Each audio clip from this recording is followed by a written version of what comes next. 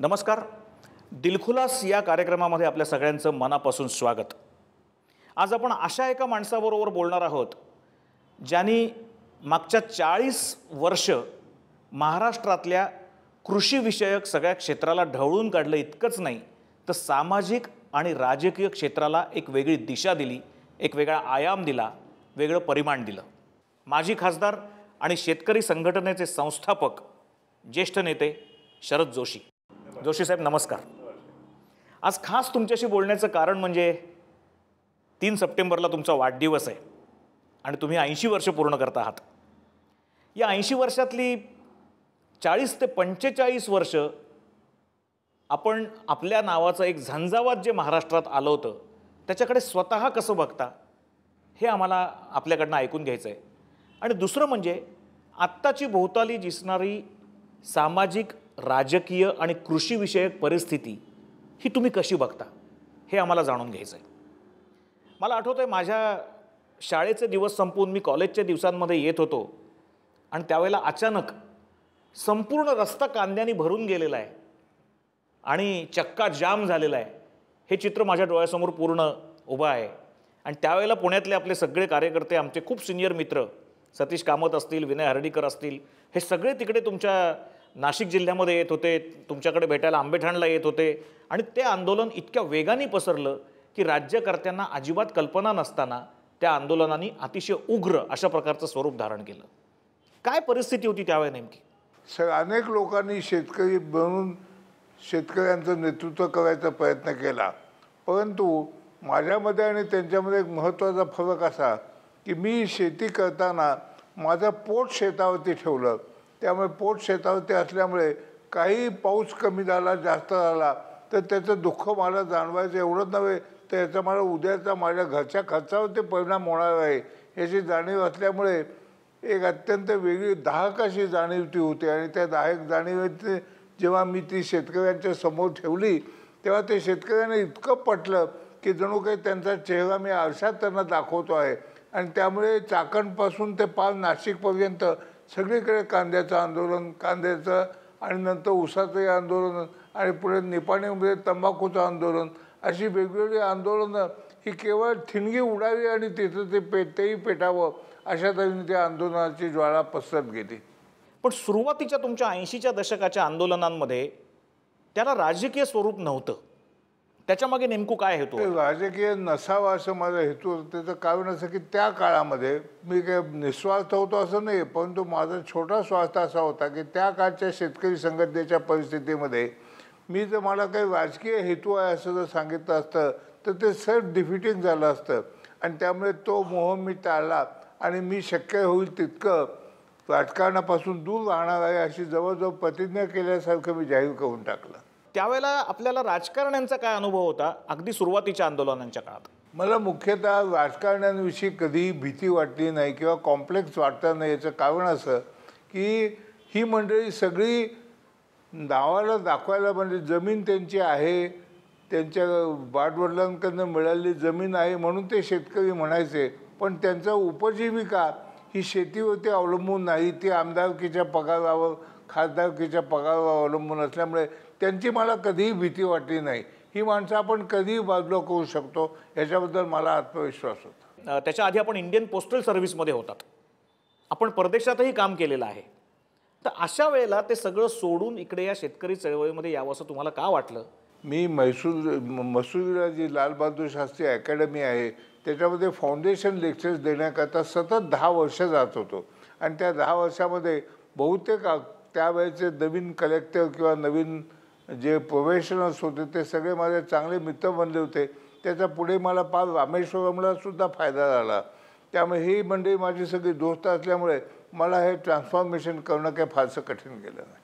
एक बघितलं असं जातं नेहमी आपल्याकडच्या महाराष्ट्रातल्या चळवळी, कुठल्याही चळवळी घ्या, अगदी तुम्ही रिपब्लिकन पक्षाच्या घ्या किंवा इतर पक्षांच्या घ्या, त्या चळवळीमध्ये जेव्हा एखादा नेता काही लाखाचा मॉब एकत्र करायला लागतो किंवा काही लाख लोक कुठल्या तरी पर्पजमुळे त्या माणसाच्या मागे जायला लागतात तेव्हा त्याच्यापुढे राजकीय प्रलोभनही येतातच.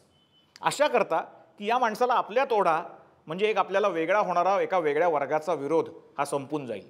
तुमच्या बाबतीत असं नाही घडलं? हे वाक्य तुमच्या आधी स्वामी अग्निवेशांनी आम्ही धुळ्याला जेव्हा एका जीपमध्ये बसून पुढे जात होतो तेव्हा सांगितलं की अशी गर्दी जिथं ज्यांच्या सभांना जमते त्यांना लगेच पंतप्रधान होण्याची इच्छा तयार होते. माझ्या मनात ती झाली नाही. याचं आणखी एक कारण सांगतो की मी स्वित्झर्लंडमधनं जी नोकरी सोडून आलो त्या नोकरीत माझ्या ज्या काही टर्म्स अँड कंडिशन्स होत्या त्या पाहिल्यानंतर मला इथल्या कोणत्याही गोष्टीचा मोह पडायची काही आवश्यकता नव्हती. नामदेव ढसाळांपासून सगळ्यांनी असं बऱ्याच वेळा सांगून ठेवलं आहे की त्यांच्या मागे जेव्हा दलित पॅन्थरच्या रूपाने एक युवक मोठ्या प्रमाणावर उभा राहिला होता तेव्हा त्यांना अगदी मोठ्या मोठ्या काँग्रेसमधल्या नेत्यांनी, इंदिरा गांधींनी, आणखीन कोणी, त्यांनी सगळ्यांनी ऑफर्स दिल्या होत्या की तुम्ही आमच्यात या, तुम्ही जनतेचं प्रतिनिधित्व करा, आम्ही तुम्हाला विधिमंडळ सदस्य किंवा कुठल्या तरी संसदेच्या सभागृहाचं सदस्य असं आम्ही तुम्हाला बनवू.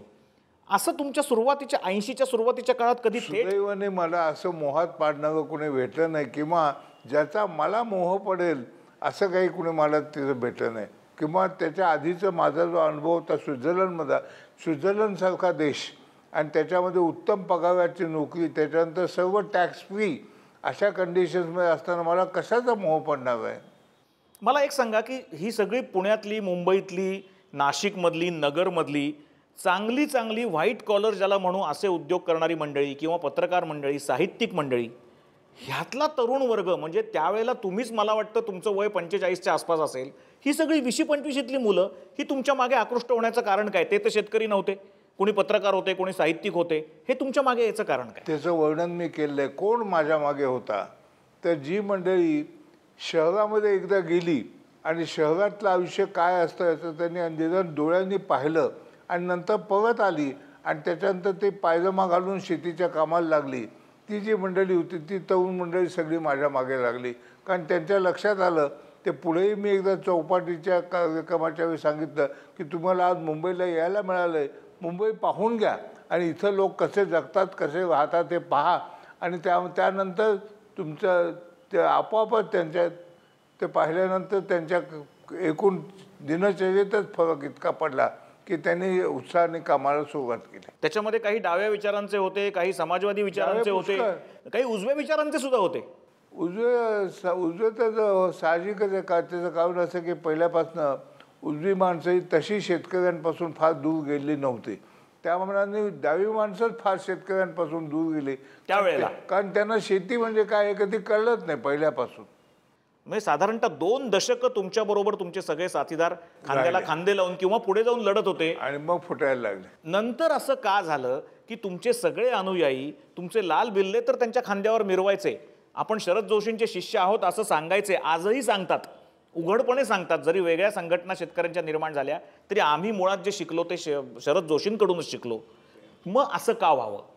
याचं एक फार बारकाईचं कारण आहे. ते असं की लोकांना माझ्याजवळ राहिल्यानंतर माझी भाषणं 1, 2, 4, 5 ऐकली की नंतर असं हळूहळू वाटायला लागतं याच्यात काही विशेष काही नाही, आपण हे करू शकतो. मग त्यांची जी राजकीय महत्त्वाकांक्षा त्यांच्या मनातली असते, जी माझ्या मनात कधी नव्हती, ती त्यांच्या मनात त्या एकदा अंकुर लागला की मग त्या अंकुराचा विषवृक्ष व्हायला काय फारसा वेळ लागत नाही. मग त्यांनी येऊन पुढे नवीन नवीन संघटना काढल्या, समांतर संघटना काढल्या की आजपर्यंत ही बुद्धी भांडवल नाही, त्याच्यानंतर नवीन विचाराची आवक नाही. अशा परिस्थितीमध्ये एका बाजूला शेतकरी हा राज्यकर्त्यांच्या लबाडीमुळे फसला आहे आणि त्याच्या पलीकडे अशा त्याचं कमजोर नेतृत्व मिळाल्यामुळे तो आणखी फसला आहे, की अशा कात्रीत तो सापडला आहे. पण तुम्हाला असं वाटतं की तुमच्यापासून विचार घेऊन पुढे गेलेले राजू शेट्टी असतील किंवा रघुनाथ दादा असतील, याच्यातल्या काही जणांचा हा स्वतःचा विचार किंवा त्याची प्रगल्भता कमी पडली? त्यांच्याकडे मुळामध्ये विचाराचं भांडवल म्हणजे मी काही अहंकाराने सांगत नाही, परंतु मी संख्याशास्त्राचा जाणकार मनुष्य. त्याच्यानंतर संबंध गणकश यंत्र संबंध कॉम्प्युटर सायन्सचा मी मुख्य त्या डिव्हिजनचा आणि तो इथं येऊन त्याच्यानंतर प्रचंड वाचन आधीचं आणि नंतर इथं गोखले इन्स्टिट्यूटमध्ये केलेलं वाचन, ह्या वाचनाच्या आधाराने आणि नवीन नवीन जे काही येतं ते मी साठवून ठेवत असतो. ही क्षमता मला तुम्ही घेतलेल्या नावांपैकी कोणामध्येही दिसत नाही. म्हणजे राजू शेट्टींमध्येही नाही. पण रघुनाथ दादा तरी त्या तुमच्या विचाराने पुढे जात आहेत. रघुनाथ दादा माझ्या विचाराशी अजूनपणे उघडपणे कुठे विसंगती न ठेवता पुढे जात आहेत. याचं कारण असं की त्यांनी आत्तापर्यंत सुद्धा तो जो काय आमचा 100% ऊसाच्या बद्दल सुद्धा जो 100% खुली व्यवस्था ठेवावी असं जो मांडणी आहे, त्या मांडणीला त्यांनी अद्यापपर्यंत पाठिंबा दिला आहे. खुली अर्थव्यवस्था, जागतिकीकरण हा तुमच्या आवडीचा विषय मला माहिती आहे, त्याच्याकडे मी येणार आहे. पण त्याच्या आधी मला तुम्हाला असं विचारायचं आहे की या सगळ्या तुम्हाला फॉलो करणारे तुमचे फॉलोअर्स आणि नंतर नेते बनलेली जी युवक मंडळी त्यावेळची होती, राजू शेट्टींसारखे असतील, त्यांच्यामध्ये कुठेतरी राजकीय महत्त्वाकांक्षा डोकावली किंवा तुमच्यासारखेच त्यांच्या मागे अनेक शेतकरी आले आणि त्याच्यानंतर मग त्यांच्या आंदोलनाचं स्वरूप हे कुठेतरी राजकीय झालं म्हणून फसगत झाली? मला असं वाटतं की शेतकरी त्यांच्याकडे आधी आले नाहीत, आधी त्यांच्या मनात महत्त्वाकांक्षा तयार झाली आणि त्या महत्त्वाकांक्षेनंतर शरद जोशींमध्ये काय आहे असं की जे आपल्यात नाही, what does you have that I don't have, अशी एकदा भावना तयार झाली की माणसं मग फुटायला सुरुवात होते. पण मग त्याचा कुठेतरी राजकीय उपयोग करून घ्यायचा नेत्यांनी प्रयत्न केला आणि ही मंडळी आज तोंडघशी पडल्यासारखं दिसतंय की जी प्रॉमिसेस दिली गेली ती पूर्ण झाली नाहीत. ती तोंडघशी पडलीत का नाही ते ठरवायला अजून थोडा वेळ द्यावा लागेल. त्यांना अजून तोंडावर ते फ्लॅट पडू द्या, मग आपण त्याच्याविषयी बोलू. शरद जोशी यांच्याबरोबर आपण इतरही आणखीन अनेक विषयांवर बोलणार आहोत. फार मनोरंजक आणि वेधक अशी माहिती त्यांच्याकडे आहे. विशेषतः नवीन पिढीला तर या सगळ्या 40 वर्षापूर्वीच्या गोष्टी माहिती असण्याची शक्यता फार कमी आहे. तेव्हा हा सगळ्या अनुभवाचा खजिना आपण त्यांच्याकडनं ऐकणारच आहोत. पण त्याच्या आधी आपण घेऊयात एक छोटीशी विश्रांती.